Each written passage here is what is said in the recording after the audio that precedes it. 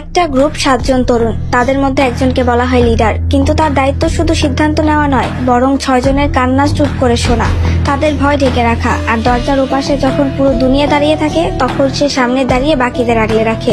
হ্যাঁ, আমি আরএমের কথাই বলছি, ওরফে কিম নামজুন।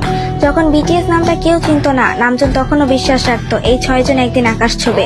যখন জাংকুক কনফিডেন্স হারিয়ে ফেলতো, নামজুন তাকে বলতো, তুমি পারবে, তুমি আমাদের গর্ব।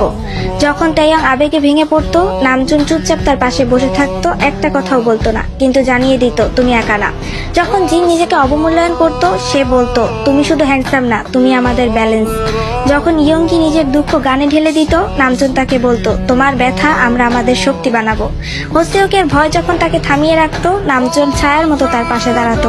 আর জিমিনের চোখে যখন অশ্রু আসতো, নামজুন এক ভাইয়ের মতো তার পাশে গিয়ে তার হাত ধরতো। সে কখনো নিজের কষ্টগুলো দেখায়নি, কারণ তার কাছে লিডারশিপ মানে সবার আগে নিজেকে নয়, বাকিদের গুরুত্ব দেওয়া। নামজুন শুধু লিডার না, সে 6টা হৃদয়ের গার্ডিয়ান। তার সেই নিঃশব্দ নেতৃত্ব আমাদের শিখিয়েছে আলোর নিচেও একজন মানুষ থাকে, যার নিজেরও আলোর দরকার। সে বিটিএস এর লিডার না, সে বিটিএস এর